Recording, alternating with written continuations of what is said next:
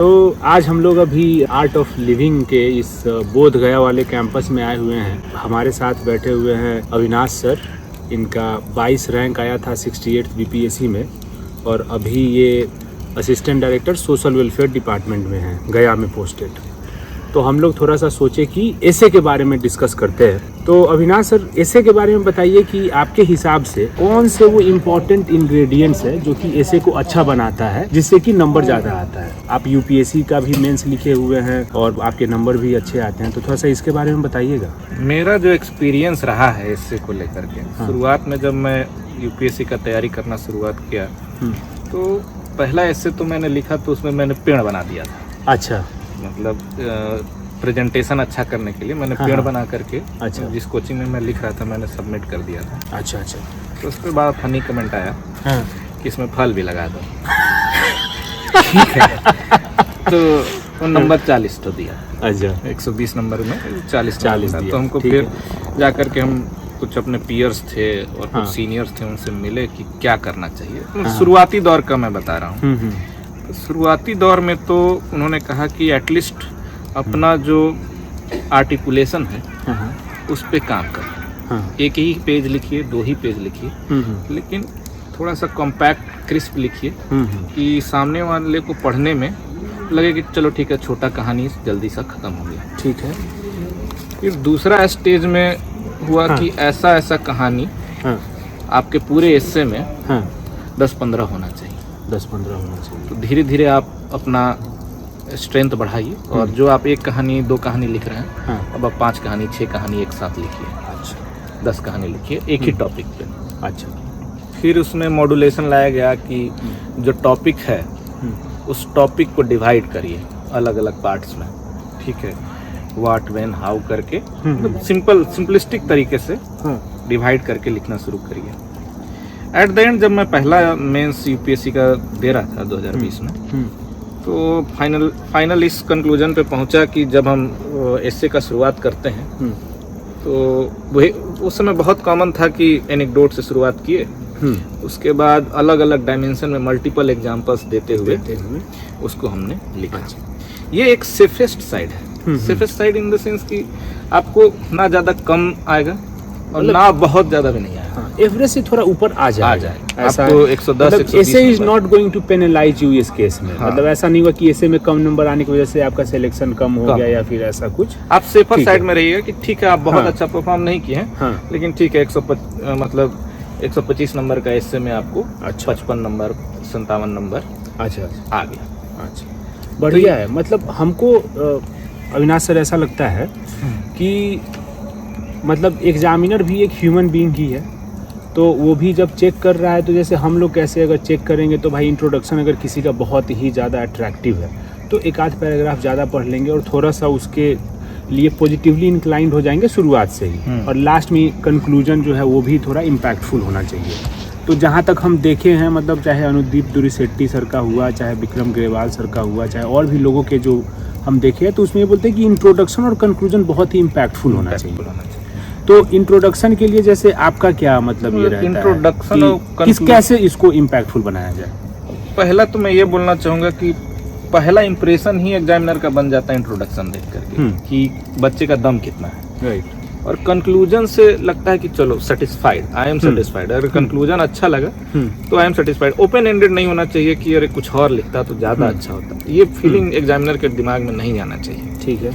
तो प्रिपरेशन के ड्यूरेशन में ये भी सीखने को मिला कि आप बाइंडिंग वाला कॉन्सेप्ट जो है, जो अधिकतर लोग यही बोलते हैं कि एक बाइंडिंग वाला कॉन्सेप्ट होना चाहिए। एक तरीका है कि आपने मान लीजिए कि एनेक्डोट में राम सीता का कुछ कहानी लिखा है, तो एंड में राम सीता का हैप्पी एंडिंग ही से ही जोड़ दीजिए। अच्छा, ठीक है। एक तरीका तो ये हुआ। दूसरा तरीका ये है कि आपने अगर कोई कोट एक्सप्लेन किया है इंट्रोडक्शन में, उस कोट को लिख करके आपने कुछ क्या बोलते हैं, आपने कुछ भूमिका बांधी है, तो कंक्लूजन में उसी कोट का एप्लीकेशन लिख दीजिए। अच्छा, कि जो हमने इंट्रोडक्शन में कोट आपको बताया था, देखिए किस तरह से कंक्लूजन में अप्लाई हो रहा है। मतलब कि किसी तरीके से अगर कनेक्टेड हो तो लगता है कि कंप्लीट हो गया आपका जो ये कंटेंट था, जो भी आपने इसे लिखा। अच्छा, एक तरीका हो गया। तीसरा तरीका जो सबसे बेस्ट तरीका लगता है, लेकिन इसमें इफर्ट भी उतना ही लगता है। आप बहुत बुक पढ़ते हैं, फिलोसफिकल बुक पढ़ते हैं, लिटरेचर बुक पढ़ते हैं, तो जो इंसान अपने लाइफ में बुक, नॉवेल्स, लिटरेचर, फिलोसफी वाले सब्जेक्ट्स पे ज़्यादा फोकस करता है, वो ज़्यादा अच्छा से इसको आर्टिकुलेट कर पाते हैं या फिर लिख पाते हैं। तो एक तरीका ये है कि आप पूरा एस्से में आपने इंट्रोडक्शन में डिबेट लिख दिया, अच्छा, और एस्से में उस डिबेट को किया। कहने का मतलब है कि जो एक एग्जांपल दे रहा हूँ मैं कि जैसे 18 साल का जो उम्र है शादी करने का, उसको कम कर दिया जाए, ऐसा अगर कुछ एस्से का टॉपिक आया, तो आपने ये कंक्लूड नहीं किया इंट्रोडक्शन में ही कि कम कर देना चाहिए। कम कर देना आपने इंट्रोडक्शन में भूमिका बांधी कि चलिए देखते हैं कम किया जा सकता है कि नहीं। तो ये आपने डिबेट शुरू कर कि अभी बताया नहीं है कि कम करना है कि नहीं। फिर एज का जो एक क्राइटेरिया है, ये आपने जैसे डिसाइड किया कि 18 साल ही होना चाहिए, वो सही भी है कि नहीं? आपने इंट्रोडक्शन में बस आपने डिबेट स्टार्ट किया, आपने कंक्लूजन, कई लोग क्या करते हैं कि उसी समय पॉजिटिव चीज लिख देते हैं, कंक्लूजन भी लिख देते हैं। तो ना पॉजिटिव लिखना है ना निगेटिव लिखना है, डिबेट खड़ा कर देना है। ठीक है। और फिर अपने एस्से को पूरा डिबेट रखना है कि एक पार्ट अलग अलग आर्गुमेंट दे रहा है कि ठीक है रहना चाहिए, एक पार्ट अलग अलग आर्गुमेंट दे रहा है कि नहीं रखना चाहिए। ठीक है। और आपने कंक्लूजन में वहां भी आपको कंक्लूजन नहीं देना है। कंक्लूजन इन द सेंस कि रखना चाहिए नहीं रखना चाहिए नहीं देना है। अच्छा, बेस्ट अप्रोच ये रहेगा कि आपने लिख दिया कि लेट सोसाइटी डिसाइड। ठीक है, परिस्थिति के अनुसार ये चीजें बदल सकती हैं। ठीक है, हो सकता है कभी ऐसा हो कि 18 से बढ़ा करके 20 करना पड़े, हो सकता है 18 से घटा के 16 करना पड़े। कुछ एग्जांपल्स भी दे सकते हैं, अगर किसी कंट्री में कोई और प्रैक्टिस फॉलो किया जा रहा है, उसका क्या इम्पैक्ट हुआ सोसाइटी में। बिल्कुल बिल्कुल। तो हम लोग सोच सकते हैं कि आगे में हम लोग वो भी देख के ऐसा कुछ कर सकते हैं। ठीक है, मतलब मुझे ये लगता है कि जो भी चीज़ हम बोल रहे हैं, जो भी आर्ग्यूमेंट हम दे रहे हैं, अगर उसको हम सब्सटैंशिएट कर पाए किसी फैक्ट के थ्रू, किसी एग्जाम्पल के थ्रू, किसी स्टोरी के थ्रू, तो वो ज़्यादा इम्पैक्टफुल होता है। रियल लाइफ एग्जाम्पल बेटर है, करंट डेटा बेटर है। किसी फिलोसफर का फिलॉसफी जो काफी प्रचलन में है या फिर प्रैक्टिकल है, वो बेटर है। तो इस तरह से हम लोग कंक्लूजन को कर सकते हैं। अच्छा, एक चीज थोड़ा सा, अच्छा कुछ आप बोल रहे थे तो मैं बोल रहा था कि एक जो रिवार्डिंग वाला हम देखे हैं किसी किसी का टॉपर्स का, ऐसे हमारे कुछ दोस्त भी हैं जो यूपीएससी में 140, 145 से 150 तक लाए, तो उनके इससे में एक खासियत होता है कि दे हैव इनफ नॉलेज कि वो कंक्लूजन में कुछ इनोवेट कर देते हैं। राइट। ठीक है, जैसे फॉर एग्जांपल ये बहुत सिंपलिस्टिक आइडिया है, सबको पता है कि हैप्पीनेस क्या है। ठीक है, हैप्पीनेस एक डेस्टिनेशन है कि हैप्पीनेस अभी मोमेंट में लेना है।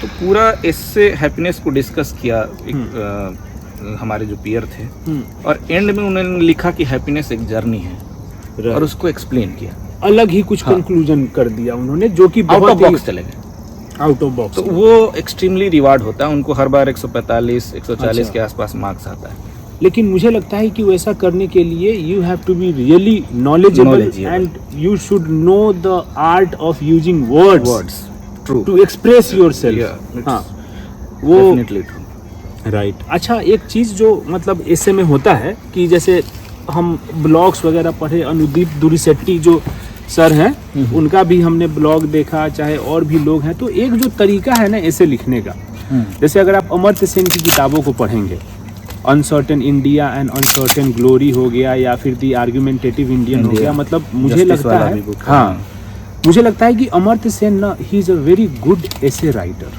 ठीक है, अगर उनकी किताब को हम पढ़ते हैं तो I don't get bored, knowledge भी है, एंड वो पूरा मतलब एक जर्नी होता है किसी भी कंटेंट का, from introduction to the conclusion, वो भी है, बांध के रखते हैं। तो उनका भी जो ऐसे हम देखते हैं ना, तो उसमें सब हेडिंग्स बना हुआ रहता है, 2-3 पैराग्राफ के बाद में एक सब हेडिंग आ गया, एक ये। अनुदीप दुरिशेट्टी सर भी यही बोलते हैं कि आप सब हेडिंग्स बना सकते हैं। जैसे मान मुझे लगता है कि इस सब हेडिंग वाले पे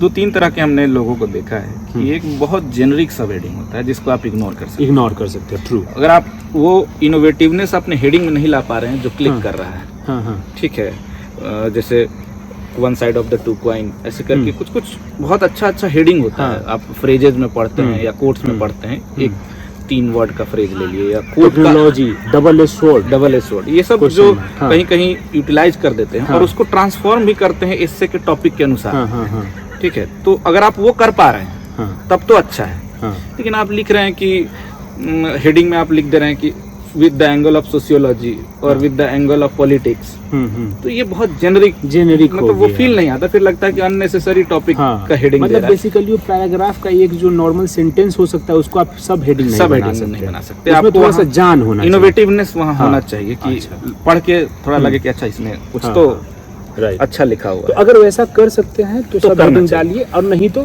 पैराग्राफ में अपना फ्लो में लिखिए, फ्लो में लिखिए। फ्लो में, प्योर फ्लो में लिखिए। नाउ अब एक जो दिक्कत आती है लोगों को, जैसे हम लोग भी जब प्रिपरेशन करना स्टार्ट करते हैं तो जो हम ऐसे लिखते हैं तो क्या होता है कि ऐसे एक लॉन्ग फॉर्म राइटिंग है कंपेयर टू बाकी जो जीएस में हम लोग लिखते हैं। तो उसमें क्या होता है ना कि जो हमारे आर्गुमेंट्स होने चाहिए वो इंटरकनेक्टेड होने चाहिए, क्योंकि आप एक टॉपिक पे ऐसे लिख रहे हैं।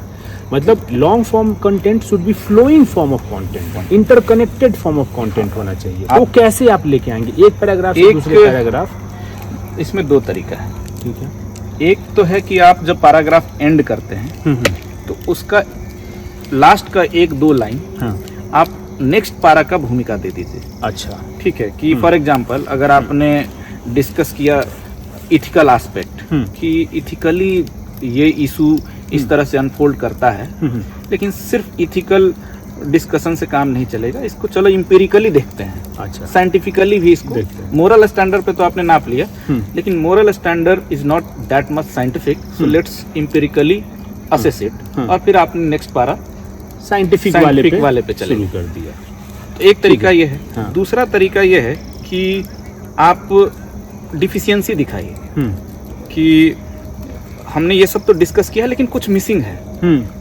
आप फ्लो नहीं लेके जा रहे हैं, हाँ, हाँ। लेकिन आप डिफिशियंसी दिखा रहे हैं कि यार कुछ मिसिंग है, कुछ ये missing कंप्लीट नहीं कर पा रहा है। ठीक है। तो चलिए कुछ और एंगल पे डिस्कस करते हैं हाँ। इसको कंप्लीट करने के लिए। तो वहाँ पे आपने स्पेसिफाई नहीं किया कि अगला हम एम्पिरिकल डिस्कस कर रहे हैं, लेकिन कुछ करेंगे, कुछ करेंगे। It is not yet complete. अच्छा, ठीक। तो आप ऐसे भी फ्लो कंटिन्यू करा सकते हैं। उसके अलावा जैसे एथिकली वाले में ही हम ऐसा बोल सकते हैं कि but ethical consideration is not the only consideration, consideration। इसके अलावा भी और भी चीजें देखनी पड़ेंगी। और नेक्स्ट बार में let's take the example of the scientific, हाँ, ये भी वहां कर से सकते आप हैं। जो है इसमें कुछ कनेक्टिव वर्ड्स जो होते हैं इंग्लिश के, हाँ। ग्रामेटिकल भी थोड़ा सा पढ़ना पड़ेगा आपको। हाँ। उनको आपको याद रखना पड़ेगा। एक ही टाइप के मल्टीपल कनेक्टिव वर्ड्स होते हैं, कनेक्टिव, जैसे however, however, whatsoever, further, in addition to, हाँ, इस तरह के बहुत सारे डिफरेंट। ऐसा ना हो कि आपका हर एक ट्रांजिशन सिमिलर लगे, राइट। अलग अलग वर्ड्स आप यूटिलाइज हाँ। करके आप आगे और कर सिर्फ सकते वर्ड्स ही नहीं, मतलब जहाँ पे आपको सही में कुछ नहीं लगे, जैसे क्या होता है कि एक बड़ा सा हमारे पास में कोई आर्गुमेंट है, उसको 2 पैराग्राफ में तोड़ना पड़ता है, तो वहाँ पे हाउएवर कर सकते हैं, मोरओवर कर सकते हैं कि इसमें और भी चीजें हमको बोलनी है। मोरओवर बिल्कुल कर सकते हैं, उससे अच्छा लगता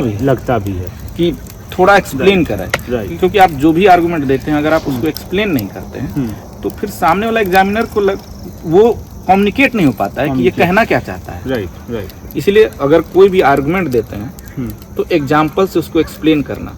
अच्छा, यहाँ भी एक कमी है कि आपने अगर कोई आर्गुमेंट दे दिया उसके बाद आपने डायरेक्ट एग्जाम्पल लिख लिया तो भी दिक्कत है। आप पहले अपने आर्गुमेंट को एक्सप्लेन करिए और उसको सब्सटेंशिएट। फिर एग्जाम्पल का काम है सब्सटेंशिएशन, राइट। फिर उसको सब्सटेंशिएट कीजिए कि ये एक्सप्लेनेशन कैसे इस एग्जाम्पल में फिट हो रहा है, तब वो कंप्लीशन आता है।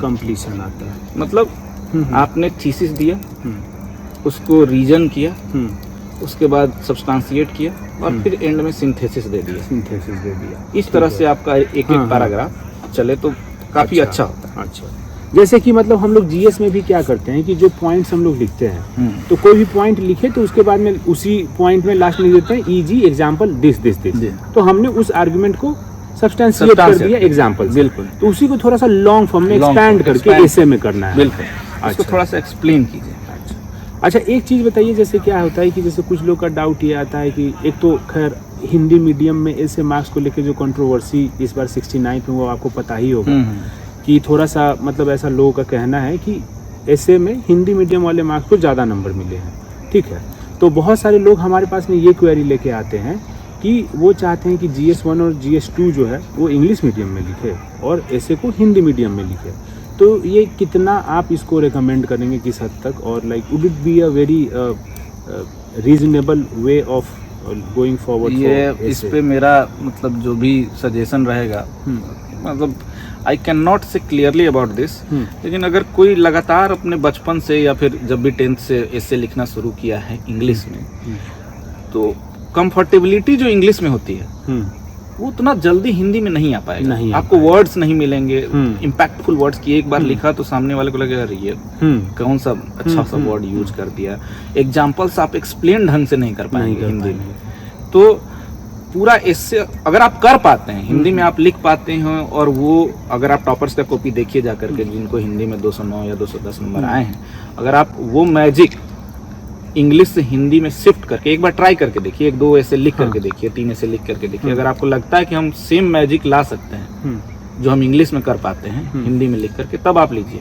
अदरवाइज मुझे लगता है कि अगर आप हिंदी में आपने कोशिश किया लिखने का और आप बेकार का ऐसे लिख करके आए, आप खुद को एक्सप्लेन नहीं कर पाए या एक्सप्रेस नहीं कर पाए, तो ऑटोमेटिकली मार्क्स घट जाएगा। कुछ बॉटल रह गया आपके अंदर में, क्योंकि आपकी अब कंपटीशन उन लोगों से है जो कि हिंदी में तैयारी कर रहे हैं, लिख रहे हैं। ठीक है, मैंने जो हिंदी के ऐसे पढ़े हैं उनका भी ऐसे बहुत दमदार होता है, they are writing very good.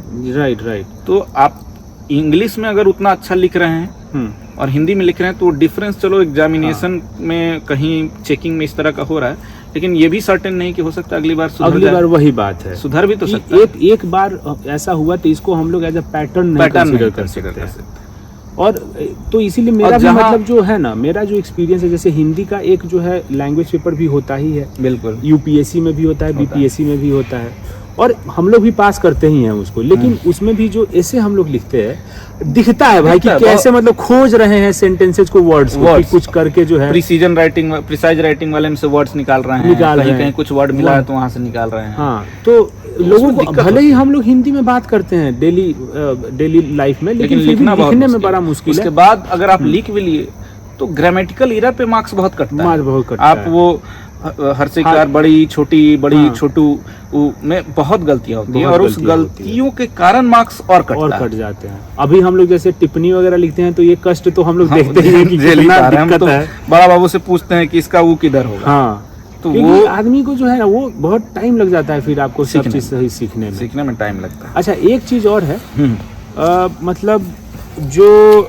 लोग हैं, बहुत सारे लोग, जैसे क्या होता है, हम लोग ना ठीक है इंग्लिश में लिख रहे हैं, लेकिन हम लोग चाहते हैं कि कुछ हिंदी के कविता है, शायरी है, चाहे मान लीजिए कि कुछ श्लोक ही है, तो उसको हम लोग चाहते हैं कि उसी स्क्रिप्ट में लिखे, देवनागरी में। एंड अगर इंग्लिश में लिख रहे हैं तो उसको हम लोग ट्रांसलेट कर दे कि इसका मीनिंग क्या है ब्रैकेट में। तो इसको कैसे करना चाहिए? क्या हम लोग अगर आप डिफरेंट स्क्रिप्ट यूज कर सकते हैं कि नहीं कर सकते हैं? उसको इंग्लिश में ही लिखना चाहिए या फिर कैसे? अगर आप यूपीएससी में ऐसे लिख रहे हैं, हाँ, तो आप हिंदी कोट यूज ना करके इंग्लिश कोट यूज करिए, क्योंकि यू डोंट नो कि वो पेपर कौन चेक कर रहा है। हो सकता है अगर साउथ इंडियन हुआ तो उसको हिंदी ऐसे भी पता नहीं चलेगा कि आपने क्या लिखा है, और ऑफेंड हो गया तो अलग बात है। ठीक है, तो आप यूपीएससी में लिखिए टोटली इंग्लिश का कोट लिखिए, हिंदी का कोट अवॉइड ही करिए। ठीक है, और कोट अगर आप इंग्लिश में भी लिख रहे हैं तो उसको नीचे एक्सप्लेन करिए, हाँ, कि इस कोट से हम कहना क्या चाहते हैं। ऐसा नहीं कि आपने कोट लिखा और ओपन एंडेड छोड़ दिया कि जो समझना है समझ लो। ये भी नहीं होना चाहिए। लेकिन बीपीएससी के केस में क्या है कि यहाँ पे टीचर सब हिंदी के, आपका जो कॉपी चेक करेगा वो सब हिंदी बेल्ट का ही है, तो उनको हिंदी समझने में दिक्कत नहीं है, तो उनके लिए इम्प्रेसिव हो जाएगा। हाँ, उनके लिए अगर आप हिंदी का कोई शानदार सा कोट लिखते हैं या शायरी लिख देते हैं, शायरी भी लिख सकते हैं, हाँ, या कोई बोली लिख देते हैं, हाँ, और उसको अपने एसेस के टॉपिक से कनेक्ट करके एक्सप्लेन करते हैं। एक्सप्लेनेशन तो बहुत जरूरी है, बहुत जरूरी। आपको इंग्लिश में तो एक्सप्लेन करना ही करना है, चाहे आप किसी भी लैंग्वेज में लिखिए। ठीक बात है, तो वो थोड़ा इम्पैक्टफुल होगा और हो सकता है उस पर अच्छा इंप्रेशन पड़े। अच्छा, जैसे ना लोगों का ये डाउट होता है ना कि हम एक मीडियम जब चूज कर लिए, जैसे इंग्लिश मीडियम चूज कर लिए ऐसे राइटिंग के लिए, तो हम फिर उसी में बीच में हिंदी यूज कर सकते हैं कि नहीं, लैंग्वेज चेंज करते हैं? मतलब मुझे लगता है कि वो इशू नहीं आता होगा, बिकॉज मतलब आप इंग्लिश में एक पारा लिख रहे हैं, अगला पारा हिंदी में? नहीं, जैसे कुछ कविता हो गया, कुछ शायरी, नहीं वो लिख सकते हैं ना, उसमें कोई दिक्कत नहीं है। बीपीएससी में आप आराम से लिख सकते हैं कविता। उतना वो लोग जो है ये नहीं करते हैं। मुझे लगता है कि किसी भी एस्से में लोग मेंटल कैपेबिलिटी चेक करते हैं कि कितना इमेजिनेटिव ये हो सकता है, राइट, इसका नॉलेज कितना एक्सपैंडेड है। हाँ, तो इट डजेंट मैटर कि आप बीच में कविता हिंदी में लिख दिए या संस्कृत में लिख दिए, अगर सामने वाले को वो भाषा समझ में आती है तो he will be happy. Right. और आप एक्सप्लेन भी कर दीजिए। अच्छा, मतलब एक ना और चीज़ है, जैसे मैं जहाँ तक देखा हूँ तो क्या होता है कि ना कि दो टाइप के लोग होते हैं व्हेन इट कम्स टू ऐसे, जो कि सिंसियर लोग हैं। एक तो ये होते हैं जो कि बुक्स वगैरह काफ़ी पढ़े हुए हैं और वो मतलब लिटरेरी स्किल्स यूज़ करते हैं। जैसे विक्रम ग्रेवाल सर की अगर आप कॉपीज़ देखेंगे तो आपको लगता है कि ये पढ़ा लिखा बंदा है। वही अपने ऑप्शनल हिस्ट्री को जिस तरह से यूटिलाइज करते हैं, हाँ, वो स्किल डेवलप करना थोड़ा टफ है। हाँ, और वो मतलब किताबें पढ़ के यूज, मतलब बहुत सारे एग्जाम्पल्स कोट्स उस तरीके के यूज करना, ठीक है। तो एक तो वो तरीका हो गया कि जहाँ पे आपकी वैसे मतलब मे भी परवरिश वैसे हुई है, जैसे जहाँ पे आपको ऐसे अपॉर्चुनिटीज मिले, जहाँ पे आपने किताबें पढ़ी। बहुत सारे लोगों के साथ डिफरेंट रीजंस नहीं मिल पाता है। और but at the same time हमने बहुत सारे ऐसे भी लोग को देखे हैं जो कि सिंपल लिख के भी बहुत अच्छे नंबर लेके आए हैं। तो उनको जो है क्या चीज़ पे फोकस करना चाहिए अभी आने मुझे लगता है कि आप डिपेंड नहीं होइए कि कोट लिखना है, कविता लिखना है, शायरी लिखना है या बहुत सारा उसमें चीज़ों को डालना है। आप इन सब चीज़ों पे फोकस मत करिए, ठीक है। आप अपने नॉलेज का कितना डायमेंशन आप दिखा सकते हैं, कितना दूर तक आप सोच सकते हैं। अगर आप सिंपलेस्ट लैंग्वेज में भी अगर आप लिखते हैं, वेरी बच्चा का लैंग्वेज में भी आप लिखते हैं, तो आपने देखा होगा कि अगर चंपक का कहानी भी कोई बच्चा पढ़ता है या कोई बड़ा आदमी भी पढ़ता है, इतना सिंपल लिखा होता है कि लास्ट में वो मुस्कुराता है कि वाह कितना अच्छा कहानी था। सही बात। तो अगर आप सिंपलेस्ट लैंग्वेज में भी सामने वाले को अपने कहानी में जोड़ सकते हैं, उसको एक पात्र दे सकते हैं कि आप भी इसी कहानी का हिस्सा हैं, पढ़िए आराम से, और वो अपने आप को रिलेट कर ले कि अच्छा बड़ा अच्छा लग रहा है, देखते हैं एंड में क्या होता है, तो सिंपल है, हिट हो जाएगी मूवी। सही बात। आपके पास पहुंच जा रहा है। सही बात। तो पहुंचाना मेन मकसद है कि हम जो सोच पा रहे हैं, जितने डायमेंशन में हम सोच पा रहे हैं, वो आपको हम पहुंचा पा रहे हैं। जैसे हम लोग जैसे पंचतंत्र की, आप ही का बात को हम थोड़ा सा, पंचतंत्र हम लोग जनरली जो वो कहानियाँ हैं वो बच्चों के लिए है कि जब जो राजा का बेटा लोग जैसे उदंड हो गया है, नहीं सीख रहा है, तो पंचतंत्र की कहानियाँ उसके गुरु सिखाते हैं बेटा लोग को।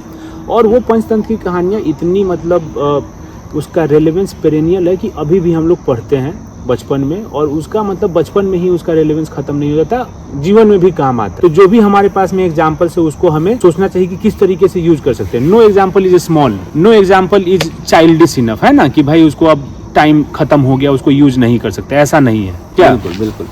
तो सारा एग्जाम्पल देखिए, आप जितना सिंपलिस्टिक वे में पहुंचा सकते हैं। जैसे फॉर एग्जाम्पल अगर आप वीमेन एम्पावरमेंट का कोई एग्जाम्पल देते हैं और आप निर्मला सीतारमन को कोट करते हैं कि वीमेन एम्पावरमेंट हो रहा है, हमारी कैबिनेट में मिनिस्टर है निर्मला सीतारमन, और कोई सिंपल सा एग्जाम्पल कोट करता है कि जब घर में खाना बनता है तो खाना बनने के बाद हम अपनी मम्मी को बर्तन नहीं धोने देते हैं, हम खुद जा करके धोते हैं।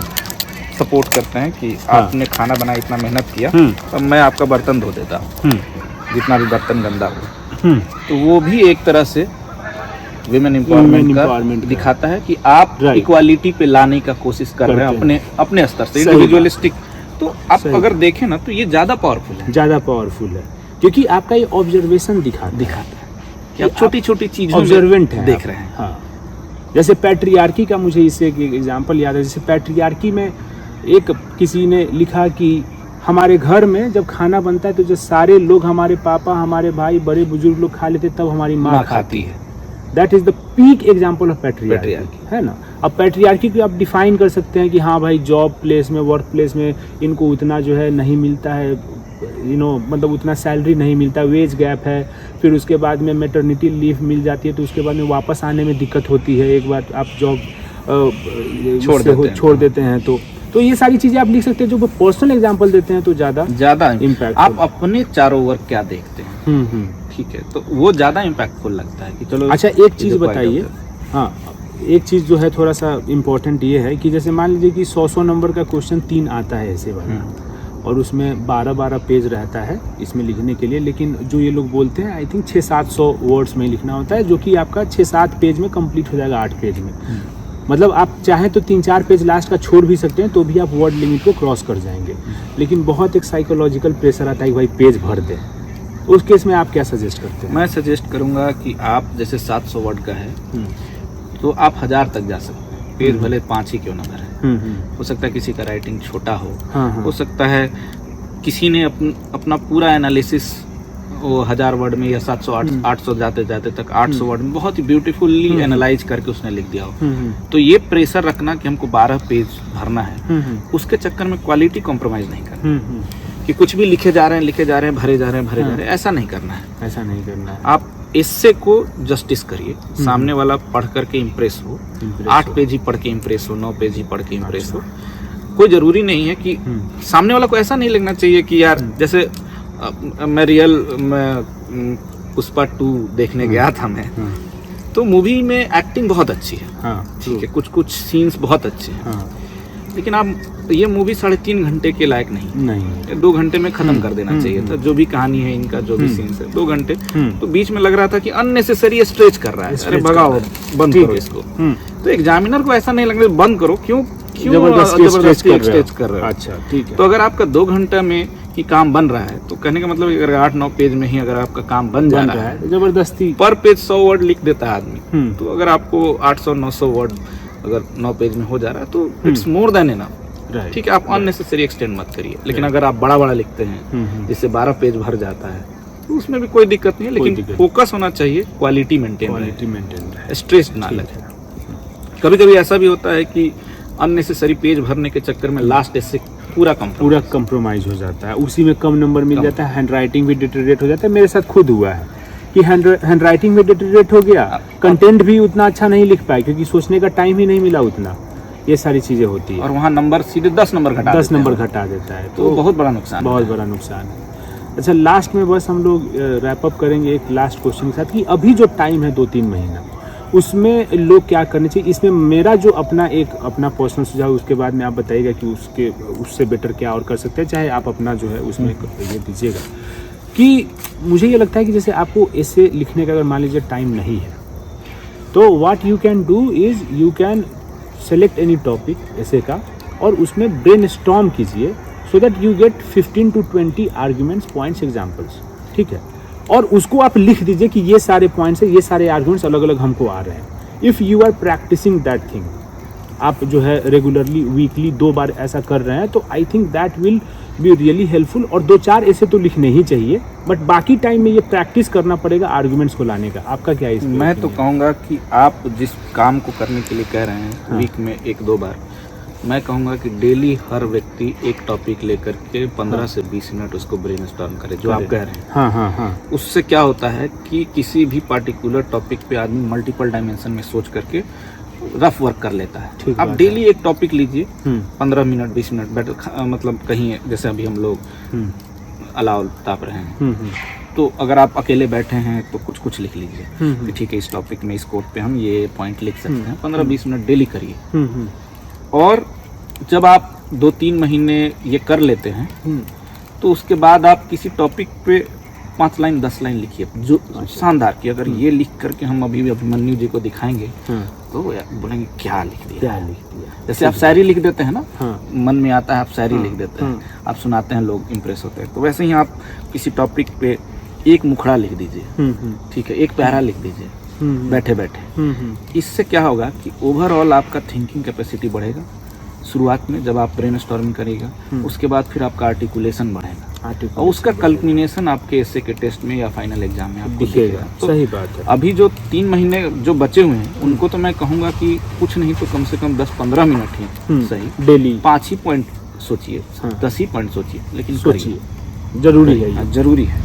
और कितना ऐसे आप रिकमेंड करेंगे, कितना ऐसे लिख लेना चाहिए एग्जाम के पहले? मुझे लगता है कि मिनिमम आप बीपीएससी में, क्योंकि 3 ऐसे आते हैं, तो मैं कहूँगा कि कोशिश रहे 6 ऐसे लिख लेना। 2-2 ऐसे पर ये अच्छा ऐसे पर टॉपिक पर सेक्शन 2-2 ऐसे लिख लीजिए, मोर देन इनफ हो जाएगा।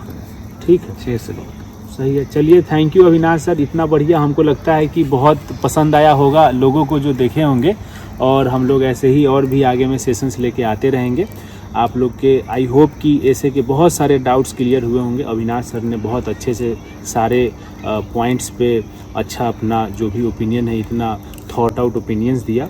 And I really suggest you guys कि आप जो भी अविनाश सर ने बोला है उसको इम्प्लीमेंट कीजिए। He is already a top rank holder और इनके जो अपने विजडम है, जो एक्सपीरियंसेज हैं, वो आपके काम ज़रूर आएंगे। तो दोस्तों इसी के साथ इसको ख़त्म करते हैं। वेट करते रहिए नेक्स्ट वीडियो के लिए।